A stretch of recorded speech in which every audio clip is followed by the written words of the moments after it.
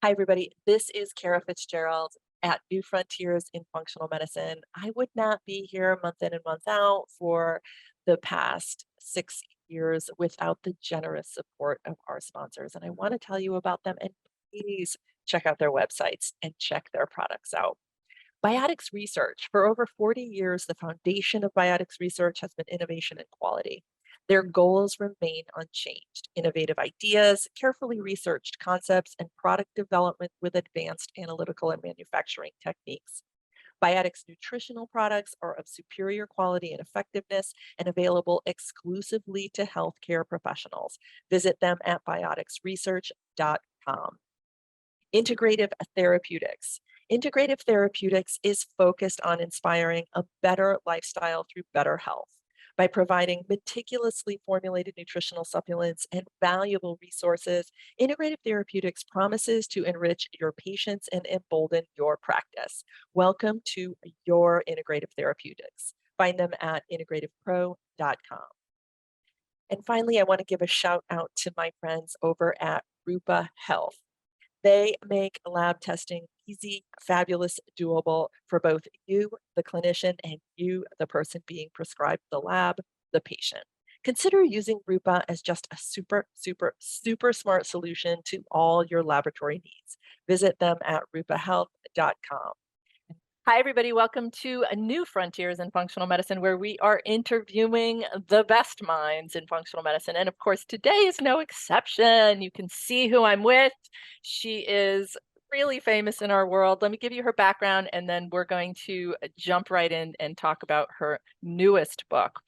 Izabella Wentz is a PharmD, so Dr. Izabella Wentz. FASCP. She's an internationally acclaimed thyroid specialist and a licensed pharmacist who has dedicated her career to addressing root causes of autoimmune thyroid disease after being diagnosed with Hashimoto's herself in 2009. She's author of 3 books on Hashimoto's, including Hashimoto's thyroiditis, lifestyle interventions for finding and treating the root cause, Hashimoto's food pharmacology, and Hashimoto's protocol, which became a #1 New York Times bestseller. Congratulations on that. Dr. Wentz lives in Texas with her husband, Michael, and their son, Dimitri. Isabella, welcome, welcome, welcome to New Frontiers. It's so great to have you here. Thank you so much for having me. It's such a pleasure to be here with you. Yeah, likewise. I remember our paths crossed. You interviewed me for your summit like many moons ago, many, many moons ago. And it was really neat to discover the amazing work that you were doing in the world. And I've, certainly been aware of it for, since that time. And I appreciate you coming forward with shining the light on adrenal imbalances in your book, Adrenal Transformation Protocol. I want to first start with the why you're writing about, the right adrenals. Like, why this book? So I've been talking about adrenals for the last decade, right? So this is a really important component of getting a person with Hashimoto's and hypothyroidism into balance, is addressing that HPA axis dysfunction piece of it. And for me, this is something that I've been aware of for the last decade and talking about it in all of my books. I personally have gone through my own healing journey with adrenal dysfunction 3 times exactly, right? My first time, I utilized some of the protocols of pregnenolone and DHEA, using glandulars, and just really looking at what my cortisol pattern looked like, where I would have, try to lift up my cortisol in the morning, right? And try to lower it in the evening. And those were the protocols that helped me get better and thrive. And I utilized them with my clients over the years. And of course, there were always clients that were like, well, I can't do DHEA because I overconverted to that one thing that makes me grow, chest hair, chin hair, and back knee. Or, with it overconverting to estrogen and someone leading to estrogen dominance.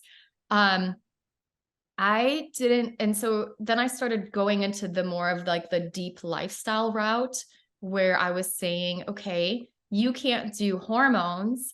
Let's focus on giving up caffeine, really focusing on getting rid of as much stress in your life as we can. And can you sleep for 10 to 12 hours for the next 30 days? Can you commit to that? I did this for myself personally after releasing like a documentary series where I was just like overworked, and I released a book at the same time. And it worked really well for me, right? So I was sharing these methods with some of the women and men in my community and within my own clients. And there's always, like, I'm sure you've seen this as a clinician, there's always people that do really well with your protocols. And then there are some people that do your protocols. And I had one woman in particular who was like, I'm anxious. I can't sleep at night. I'm constantly waking up to go pee. I'm in a lot of pain. And I was looking at her history. I'm like, you drink 6 cups of coffee a day. Like, I think you just need to quit the coffee and you'll feel better. And she was like, yeah, let me try that. And she actually quit the coffee. She was so incredible. And then she's like, you know what? I'm still tired. I still can't sleep at night. I'm peeing all night long. And now I've like lost my joy in life because I can't drink my coffee anymore. And I always keep these individuals on the back of my head, and I think about them in the evenings when if I can't sleep, right? And I'm like, okay, is there another path? I came across another path to healing. Desperation always breeds innovation.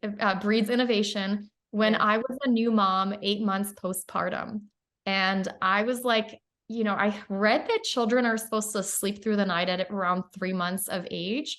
My son did not read that book. Yeah. He No definitely did way. not read that book.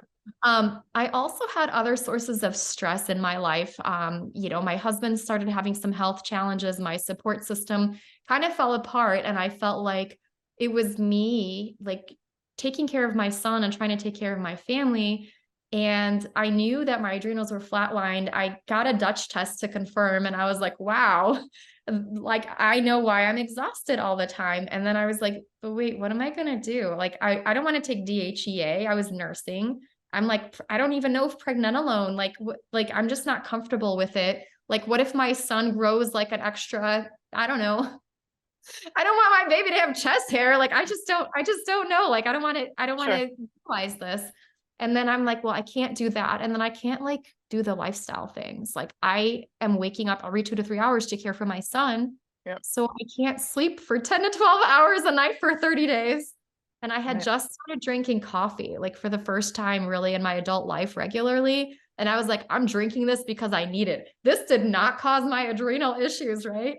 And so I knew I had to come up with a new plan, because we all have these people that are, the nursing moms, or the people with stress that they can't let go of, the people that aren't able to sleep, the shift workers, right? People who can't tolerate hormones. And I was like, okay, we've got to find a new way. And so I did. And then I ended up sharing this with my online community. I usually will do group programs for people, where the first time I will launch a program, it'll be a small group where I'll have the program as the main event, and then people can add on like a consultation with testing with me. And then we kind of wean off of that and then offer it to more people. And now this program has reached 3,500 people, and we've gotten such incredible results with it, with 92% of people saying they have less brain fog in like 3 to 4 weeks. 80 to 90% of people having less fatigue, better sleep. A lot of these adrenal issues just kind of like getting better, and people have more energy. That I'm like, okay, it's time to write another book, and I want to get this message out there. So for the people who can't do traditional adrenal protocols, or maybe just give them some additional tips and resources. So you could layer this into a traditional protocol with what we use, maybe glandulars, hormones, as you outlined, adaptogens, even some cortisol, some Cortef. But you could Yeah. layer these in. All right. So let's talk about what you figured out. One doesn't need to do labs, as you and I were talking about beforehand. One can actually diagnose this imbalance using your book. And so I want to walk us through what that is. And then I want to obviously hear about the intervention that these 3,500 people have responded to so well. And also too, I'm curious, in the original cohort, in your original group of people where you were directly involved in their care and running some labs and sort of getting the background biochemistry, what kind of patterns emerged, and then take us through how you evolved that into something that one could could do themselves, just through some of the questionnaires you've developed?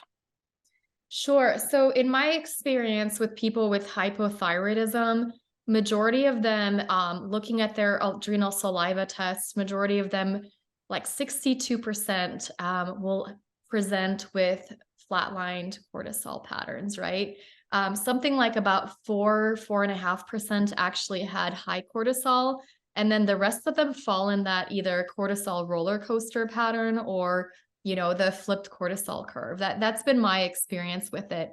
And my kind of theory with it, why so many people have that low cortisol state, is because when we have not enough thyroid hormone, when we're hypothyroid, that's going to impact our cortisol clearance. So it's going to be the metabolism of cortisol is going to change and slow down. And then these individuals, they get on thyroid hormones and they end up normalizing their cortisol clearance, which means increasing, right? And a lot of times they would come and they would say, I felt better on thyroid meds. And then all of a sudden I crashed. I feel more tired. What's going on? I went back to my doctor and it was like, do I have like, do I need more thyroid meds? And it's like, that's not usually the answer. And I know some of the old school thyroid advocates would say, okay, you need to mega dose on your thyroid hormones. And I'm like, that is not safe, right? I'm a pharmacist. That can cause heart issues, so many health issues to be over medicated on thyroid hormone. That's not the answer. And so, what I found in my experience is over the last decade is if you have hypothyroidism, if you have Hashimoto's, there's going to be a really good chance that you have some degree of adrenal dysfunction. And we really need to address that. And again, it's not always low cortisol, right? Sometimes it might be a flipped cortisol curve, or it might be that roller coaster, even high cortisol. And again, like I used to And what you and I were talking about earlier, like a glucocorticoid receptor resistance. So normal cortisol, or maybe even high cortisol, but it's not able to exert any influence. There's a receptor resistance, like almost akin to, insulin resistance.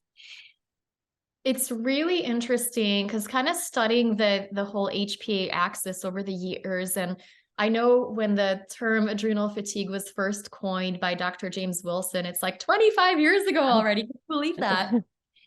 His theory was that it was like a mild version of Addison's, right? Yeah. So he believed it was maybe like an early stage of Addison's.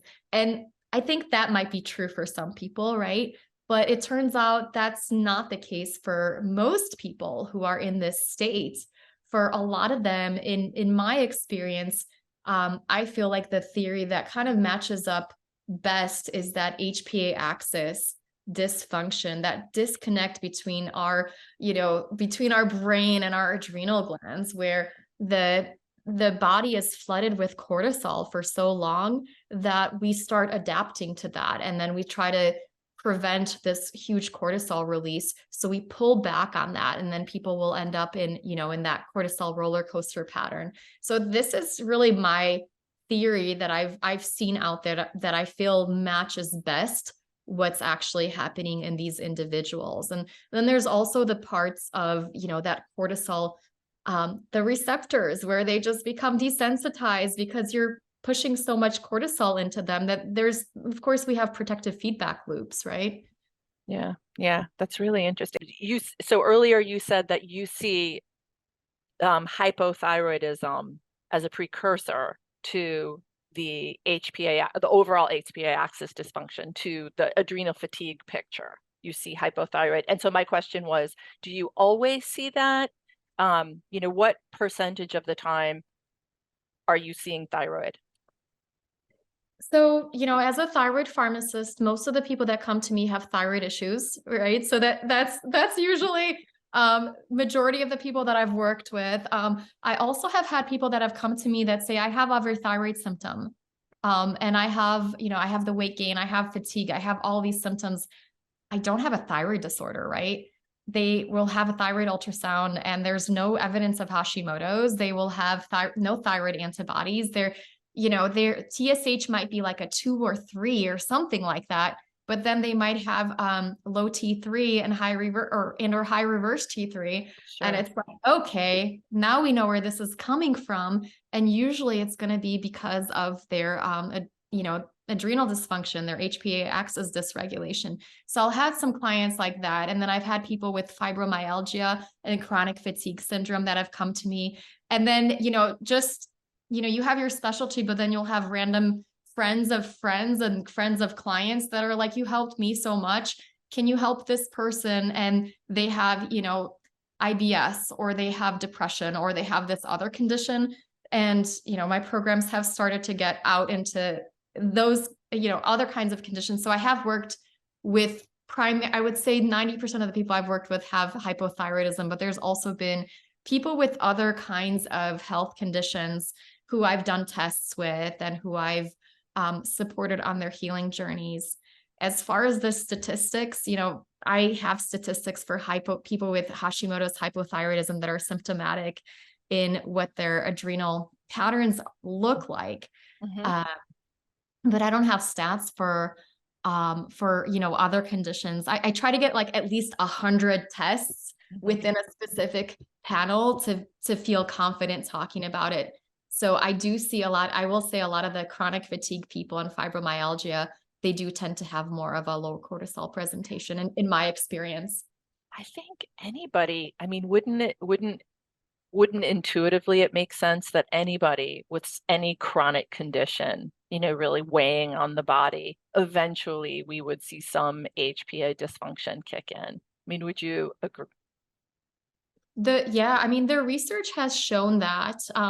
What degree of it, that's always a question where it's helpful to do testing, and it's helpful to do a really good history of symptoms. Mm-hmm. But generally, from the research standpoint, this has been connected, the HPA axis dysfunction has been connected to depression, to heart disease, chronic pelvic pain, rheumatoid arthritis, osteoporosis, just a whole list of conditions. Some of them I've never even heard of. And I'm like, wow.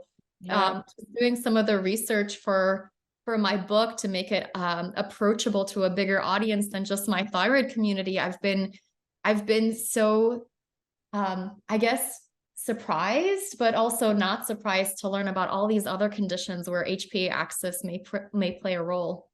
I want to say a couple of things, and then I want to ask you about the conventional community and how they're metabolizing this information, if there's consideration of this HPA dysfunction.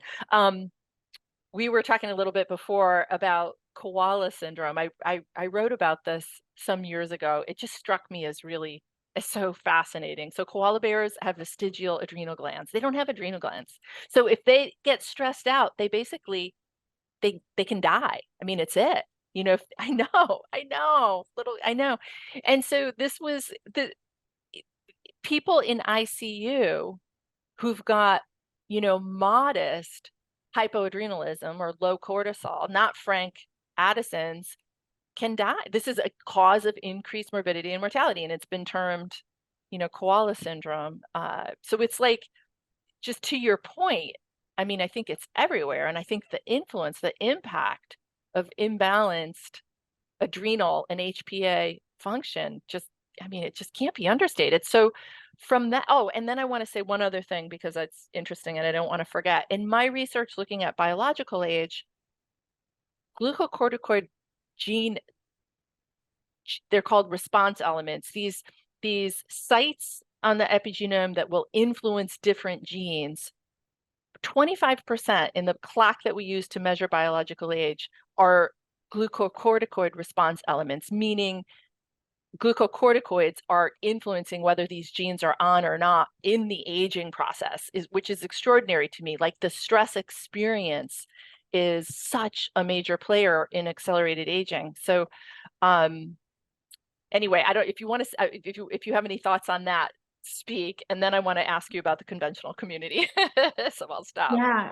And I mean, absolutely. And you think about, like, when you see a president going into office with a full head of, dark hair, and then you see the effects of extreme stress, right, on aging, and you see they come out of office with a complete gray head of hair. So it's very relevant. Accelerated aging, altered immunity. People will catch illnesses more frequently if they are stressed out and depleted. And one of the things I came across recently was people who suicide attempters versus people with suicidal ideation. If you're a suicide attempter, you tend to have lower cortisol secretion throughout your day. And this makes so much sense to me because these are the individuals that are just overwhelmed with day-to-day life that, taking their own life seems like the answer. And that's never the answer, right? So we want to make sure anybody that's struggling, that's like my big passion is to help people thrive and feel well and let them know that symptoms are temporary. Like we can absolutely get back to feeling like we're thriving and having good mood and not having pain in our bodies. And I'm just, the conventional medicine approach is just really frustrating to me because a lot of times people will come across something online and they'll resonate with maybe like the adrenal fatigue syndrome that's been described 25 plus years ago. And they'll go see their doctors and the doctors will say, well, this doesn't exist. Right. Or they'll say, this is something that even if it did exist, we couldn't do anything for you. Right. So we have, Addison's disease, or we could have Cushing's disease. There's nothing else out there. And for me, that's just like, it's just super frustrating whenever I see people told this is in their heads or it doesn't exist or everybody's tired, nothing can be done for you. And I think that there's sufficient evidence to suggest that there is this in between. Well, and as you were talking to me earlier, that most people who you identify HPA imbalance don't eventually become Addison. They don't develop frank adrenal insufficiency. So there's this area, there's this massive area imbalance that exists in so many different individuals in so many conditions, and it's still just simply not recognized by the greater medical community. I think psychologists have started to recognize it, and there's a lot of research on ACEs, so adverse childhood events such as parental divorce or abuse that really can impact people's HPA axis. And that's been really well established. And I'm kind of like, I always scratch my head because doctors will say like, adrenal fatigue doesn't exist, but can you go on PubMed and look up HPA axis dysfunction because it is a thing, right? It's a real thing. Yeah, or burnout, as you were talking about. I mean, all of those things. There's plenty of research looking at cortisol, salivary cortisol, and in the presence of different stressors. Yeah, it is. It's a real entity.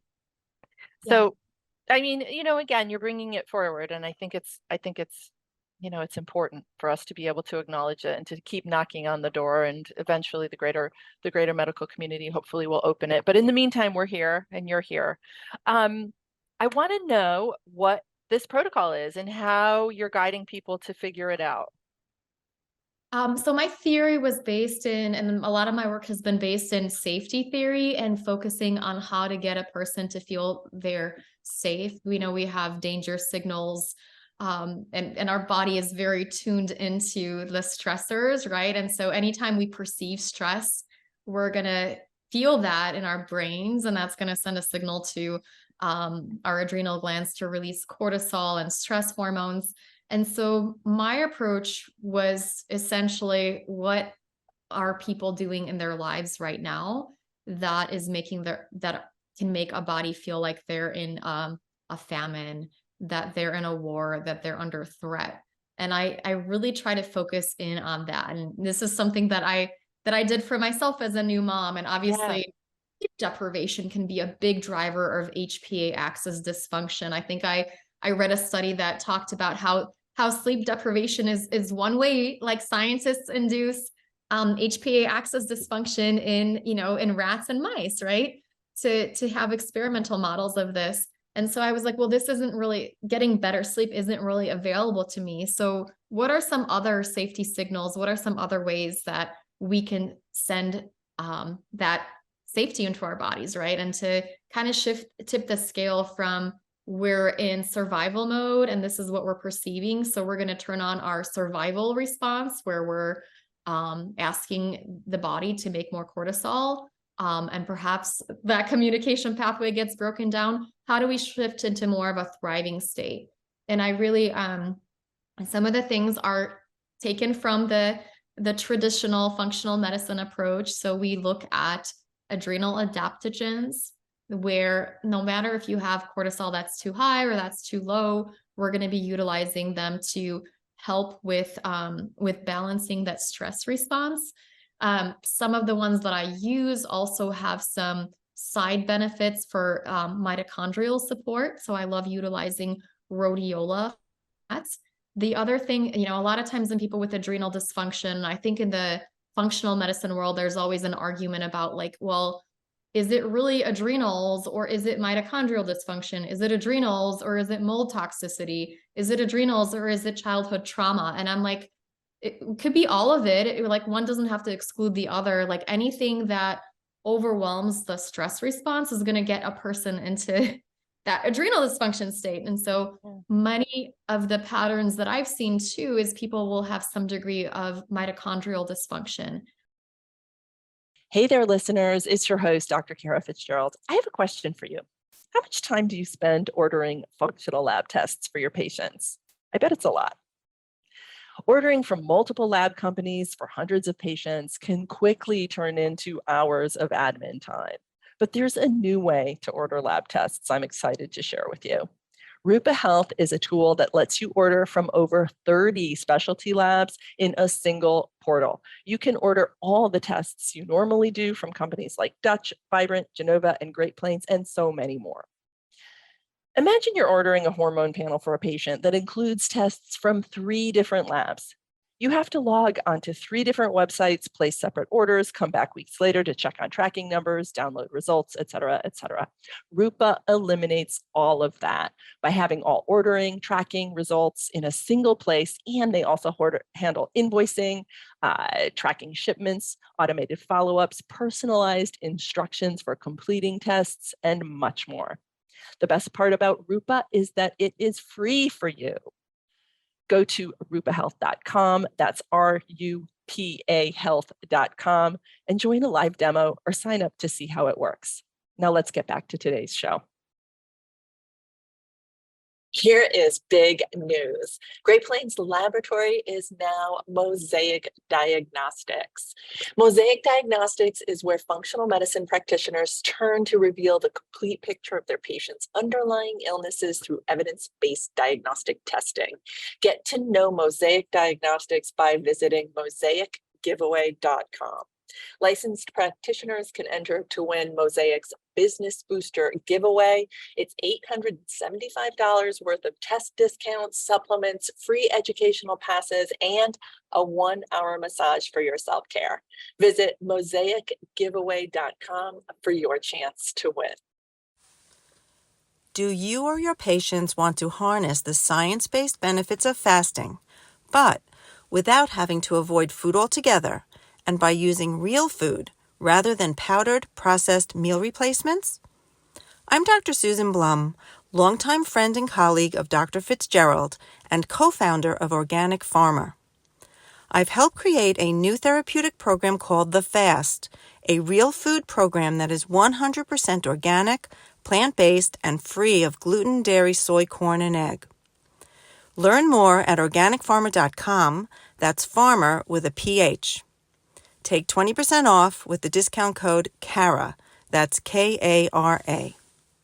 One of the reasons I think my programs work so well for the brain fog and fatigue individuals is because we focus on mitochondrial support. So we really focus on realigning with the circadian rhythm. So we're doing bright light exposure throughout the day. We're making sure you're not, overexposing yourself to lights in the evenings. And then I love utilizing carnitine and D-ribose in addition to utilizing things like the B vitamins, vitamin C, and magnesium, some of the nutrients that have multi-purpose effects on our neurotransmitters, on our stress response, on our that support adrenal hormone production. They can also support healthy mitochondrial function.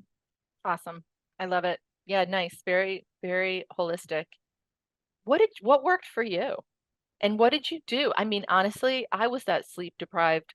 I was, you know, I was, I actually, I had such a struggle with sleep. I had I leaned on a sleep nanny for a couple of nights a week early on because I was going to lose my mind. In fact, I chuckled with a friend of mine about sleep deprivation research. They do it in men, and they do it in the military, and stuff like that. And I'm like, this doesn't hold a candle to what new parents go through with sleep deprivation, and particularly moms. It doesn't even hold a candle. The sleep deprivation was so insane.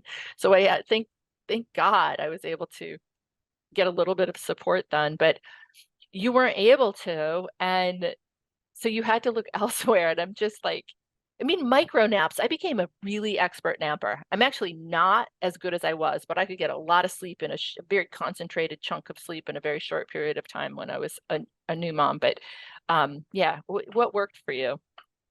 That can work really, really well. And I will just say that night nannies are like worth their weight in gold. So absolutely, if you can get a night nanny, that could be incredibly helpful. Grandparents worth their weight. Yes, that's right. Family. Parents nearby and all of these, outsourcing things. So getting any help with meal prep, getting, I did take some time off of working. I was like, okay, brain, you're going to need a little bit of extra. So if you can, everybody says sleep when the baby sleeps, right? If you can take a nap with your child, that can work really, really well. Not accessible to everybody, right? Not everybody has these amazing resources at hand. So some of the things you can do is you can use some of the adaptogens that have, maybe been studied as galactagogues. And of course, if you have an oversupply, maybe not the best idea. Always check with like a lactation consult, but something like holy basil, you can drink that as Tulsi tea throughout the day. And that can help you get a little bit more of that good cortisol production throughout the day. Very gentle. Most mamas and babies can tolerate that just fine. Really replenishing those nutrients. So getting your vitamin C on board, B vitamins. You don't want to do P5P above 50 because that can be really suppressing your, that could suppress your prolactin levels, right? If we go B6 above 50, we can't necessarily utilize, sometimes progesterone can help, but some women will say that can suppress their milk supply, right? And then really looking at, what are the nutrients that get depleted when we're sleep deprived. So this works for tired mommies, tired daddies, and night shift workers. And I'm talking about, a lot of the mitochondrial supports. So carnitine, benfotiamine, choline, fish oil can be incredibly helpful. And then some of the mushrooms like reishi can be incredibly helpful for just really repairing your brain when you've been so sleep deprived. So if, kind of when I got on that protocol, I remember going out with friends and they're like, oh, your baby must be sleeping better. I'm like, nope. And they're like, how do you look good? How are you not tired? Right. And it's a matter of doing those things. And also just really being mindful of like what you put into your world. So for me, a lot of it was fueled by fears and some of the new parenting anxiety. So just trying to cut some of that out, spending a lot of time in nature. That was really great for me and for my son. So being outside with him a little bit more was incredibly helpful. And specifically first like going on stroller walks in the morning, or, for a while, it was just sitting on my patio and drinking coffee while I wasn't a stroller. Like I couldn't do much more. That's But awesome. really getting that light into my eyes was a really, really big game changer for my energy levels. Like I try to spend as much time in nature as I could. And that was so healing, so replenishing. And then a little thing that I utilize throughout the program is myo-inositol, and also some people can use D-chiroinositol. That helped with my blood sugar issues.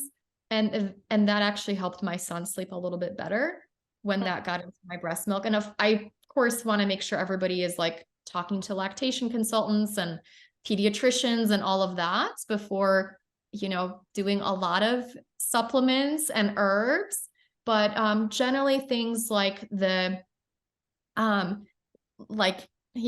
some of the adaptogenic herbs, the more gentle ones, the reishi is going to be okay, or the holy basil, and a lot of the vitamins, you know, some of like the benfotiamine, choline, fish oils, carnitine, a lot of these can be very helpful for babies' brain development as well. Something else that is a really big game changer, and I know Dr. Oscar Sellerak is a big advocate of this, is making sure that you don't have a depletion of ferritin after you have the baby. So this is of course, this can be a really common sign of fatigue in people with you know, postpartum moms. And then, you know, being the thyroid pharmacist, you do want to make sure you keep your thyroid in balance. You know, typically we can have a flare up postpartum of Hashimoto's, and we could have new onset Hashimoto's. So looking from a functional medicine perspective, you know, is Hashimoto's a part of what's going on with you? Do you have elevated thyroid antibodies? If you do, what is the cause? How are your thyroid numbers? Do you need more thyroid meds, right? And part of that is making sure, you know, if you do have elevated antibodies, looking at functional medicine testing, you know, like you're not just tired because you're a new mom. Like you can have other things going on in your body when you're in that depleted state. So definitely advocate for functional medicine work if a woman is not doing well, and, you know, do a GI map test if a woman has has an exacerbation. So in my case, I had H. pylori 4 months postpartum, and that was something that was causing my hair loss. And I got the H. pylori under control, and the hair loss and my Hashimoto's antibodies went into remission again. Awesome. God, that's so fascinating. You know, this would be an antidote. Not that we were intending to be talking about the postpartum period, but I know that there's, you know, I'm sure there are a lot of our listeners who are interested in it, and it's not a topic that I get to cover very often. So it's cool to do it. You know, we were talking earlier about HPA axis imbalance and you know, depression and suicide, and postpartum depression is massive. You know, and I have to believe that it's informed by some of these imbalances that you're talking about, and then this is also the solution, or at least a piece of the solution. Oh, absolutely. I mean, hypothyroidism, Hashimoto's, postpartum thyroid toxicosis. I mean, there's a lot of research connecting that to, you know, the postpartum depression, postpartum psychosis, things that people go through. And I just think, you know, it, like, my heart breaks. It's just devastating that some women have to suffer so much, right? Yeah. Without answers. Oh yeah, and then I'm gonna we'll move past this, but especially because there's this new brain that kicks in when you're a new mom, with where you're just looking at the world through entirely different lenses, and that can come with a loud voice saying, this is what I should be doing. There's a new phenomena of guilt that I hadn't experienced ever in my life until I became a mom. Like there's just this crazy brain that sort of happens simultaneously that could just really you could make good self-care hard, at least initially, you know, and then you kind of get your sea legs. But yeah. By the time you have like 6 or 7 kids, you're like, you've got this, right? It's, you know, part of the reason why I created this book is I realized this new approach for adrenal dysfunction, and realized it's hard. You are not able to, I don't know, like when you're a 20-year-old influencer, you can, like, you know, drink tequila every night and go out dancing, and you can still be fit and have lots of energy. And then there are certain points in our lifetime where we maybe don't have as much room and capability for self-care, getting good sleep, or some of the things just become unrealistic. We can't quit our jobs, right? Yes, that's a source of stress for us, but like we can't quit. We need to make a living. Yep. So my protocol is very comprehensive, and it also talks a lot about personal transformation techniques, because, you know, you can do all of the healthy eating, you can do all of these herbs and supplements and spend time in nature. But if you still have some of these danger signals that are coming from the way that your mind, that you're talking to yourself in your own head, then you're constantly going to be sending off stress signals in your body. So a big part of the transformation is really working on some of these traumatic experiences that people have had and rewiring some of the patterns that maybe led them to get into that adrenal dysfunction. Yes. Incredible. Good. Yeah. That's really good. I want to hear about the day in the life of someone on the protocol, like anybody. We're out of the postpartum period. So anyone, men, women, you know, young, older, what that looks like. And I also want to hear like some of your techniques for working with those danger signals. So definitely, one of the things that I have found in individuals that have that are like in the depleted state, they might not be hungry in the morning, and they will end up waking up in the middle of the night and feel hungry. So what we're trying to do is we're trying to shift their caloric intake through daytime. And so we'll be like, you're not hungry in the morning, but why don't you have this delicious orange creamsicle smoothie? And this is going to be orange juice with, you know, vitamin C. We're going to add a little bit of electrolytes for healthy blood pressure support. The orange juice is going to, of course, raise glucose levels, because if you have low cortisol in the morning, you probably have low blood pressure, low glucose, right? And then we're going to add some protein powder and coconut milk so that you don't have this huge blood sugar rise from the OJ, and followed by a crash where you need more cortisol to try to save you. And that's going to be where we start off. We will ideally have this smoothie outside so that we can get some sunshine into our eyes, ideally before 11 o'clock.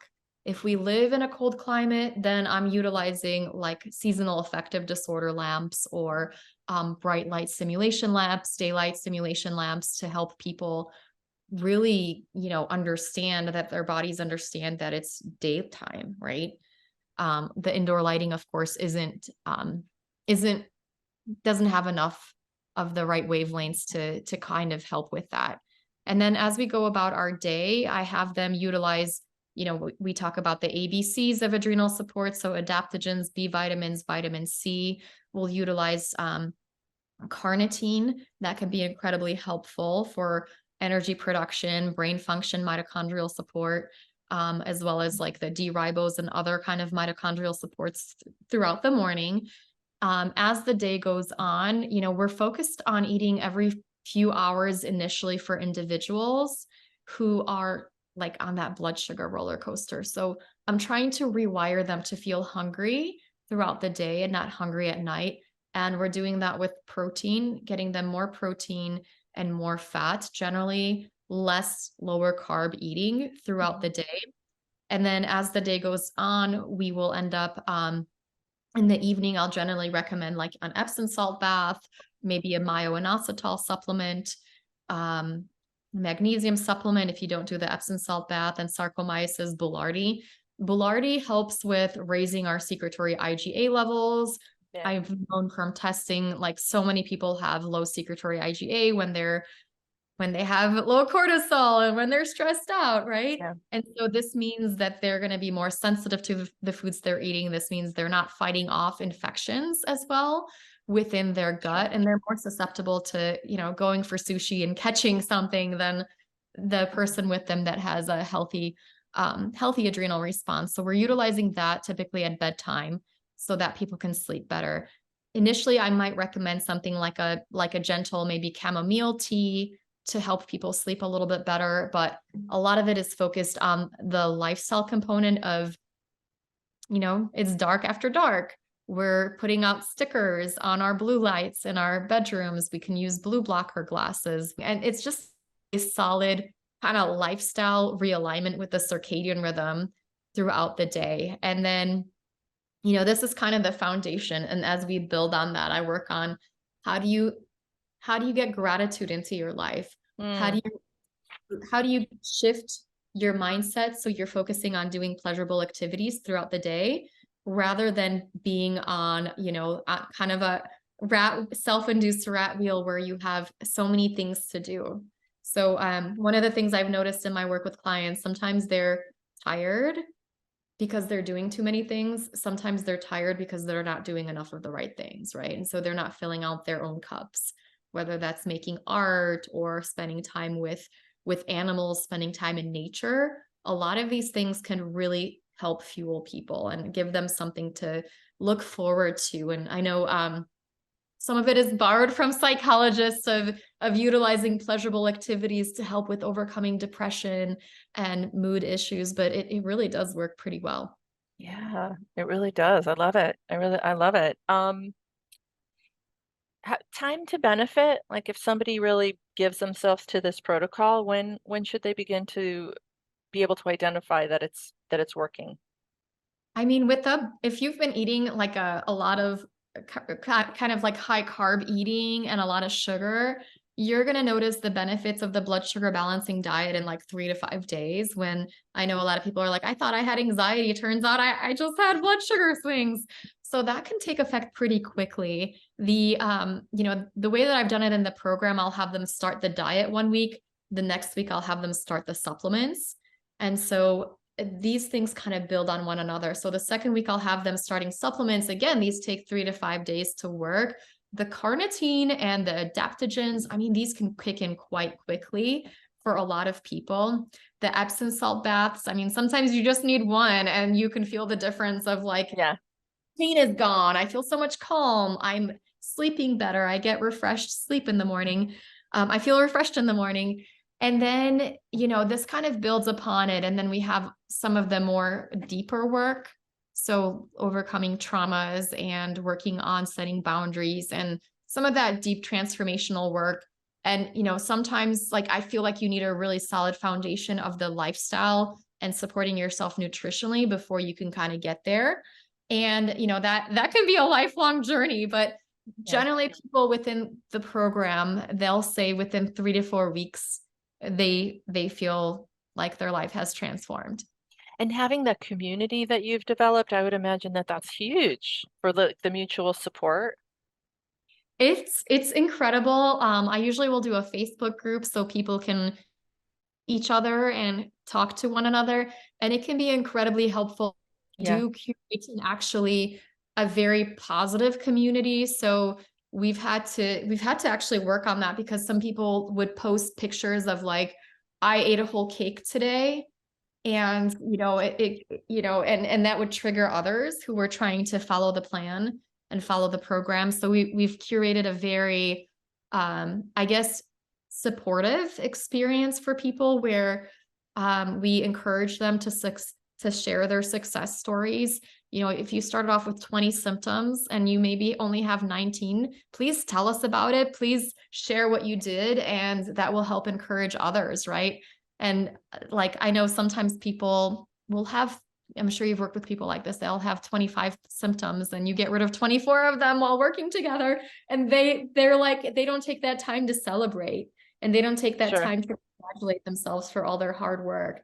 So it's a very, the environment we create is very positive and uplifting to help people help themselves and feel good in the process and believe in themselves. And community, just again going back to like some of my research and thinking about epigenetics these days, like, and longevity.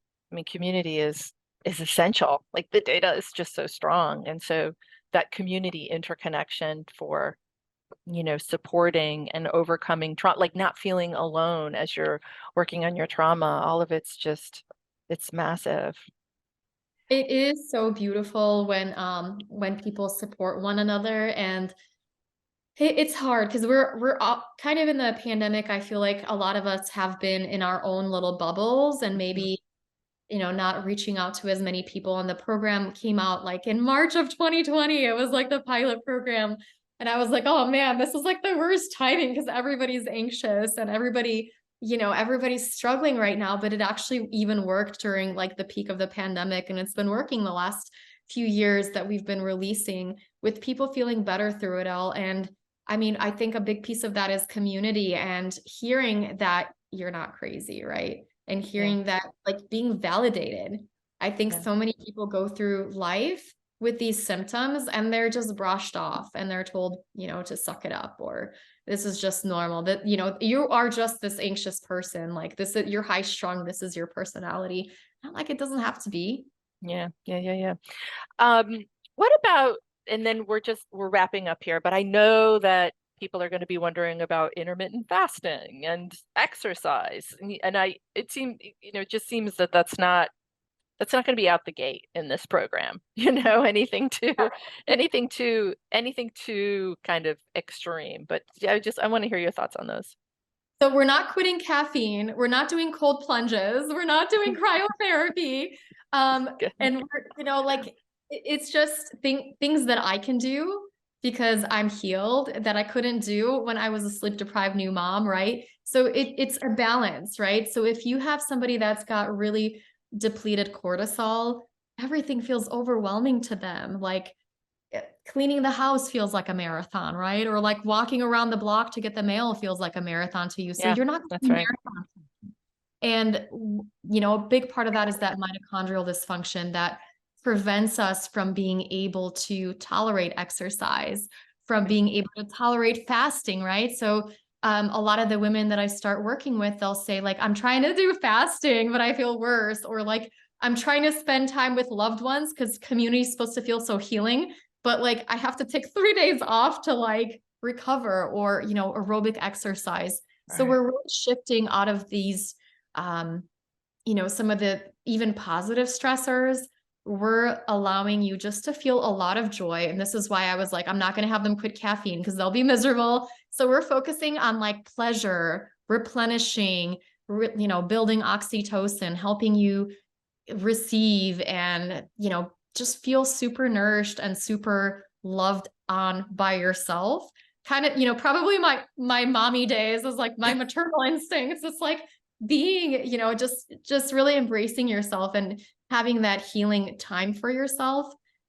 And this can work so well in just a few weeks. And then people, can tolerate more of the positive stressors, right?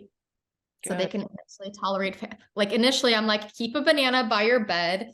So when you wake up at 3 p.m., you can snack on that banana. That'll help you go back to sleep. If you need a snack at 9 p.m., do it. If you need a snack at 3 p.m., do it. Like, this is my initial plan. As we go on, you can actually, shrink your eating window. My goal is for you not to be hungry at 3 a.m. And like, I'm not going to, a lot of the women, if they skip breakfast, if they don't get enough protein throughout the day, if they try fasting, they're like, I can't sleep at night. I'm waking up in the middle of the night. I gain weight and my hormones are just, falling apart. And so, yeah, it's people are like, are you against it? And I'm like, well, I'm not against it.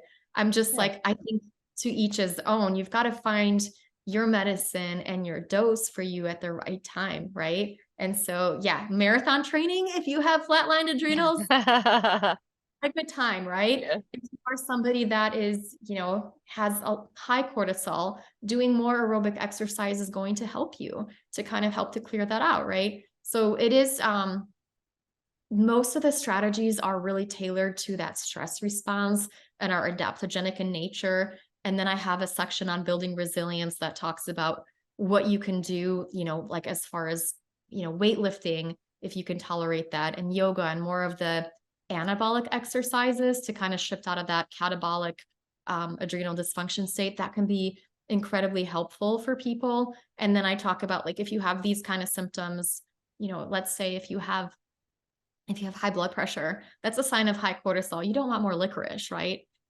Because that's going to prolong your, that can increase your blood pressure, and that's going to prolong your cortisol in the body. And same with the types of exercise. If you are doing aerobic exercise and you feel exhausted after the exercise, probably not your right medicine, not in the right dose for you at this time.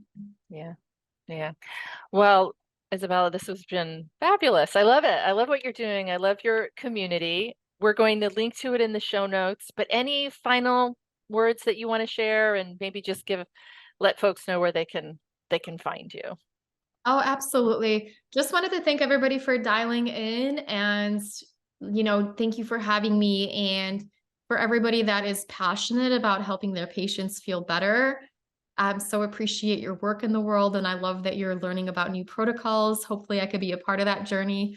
My website is thyroidpharmacist.com, and my books can be found on Amazon and Barnes and Noble, wherever fine books are sold. Well, congratulations on your newest book. And I just hold you all the best success for this and, just to continue to take your good work into the world. Thanks for Thank you. joining me. As always, thank you for listening to New Frontiers in Functional Medicine, where because of my sponsors, I am able to bring you the best minds in functional medicine. And of course, today is no exception. Not everybody can be a sponsor on my platform, so I appreciate the good work, the relentless research, and the generous support from my friends at Rupa Health, Biotics Research, and Integrative Therapeutics. These are brands I know and trust in my own clinic, and I can confidently recommend them to you. Visit them at rupahealth.com, bioticsresearch.com, and integrativepro.com. And please let them know that you learned about them on New Frontiers. And if it's not too much to ask, I would really appreciate a thumbs up or a kind review wherever you're listening to New Frontiers. Thanks.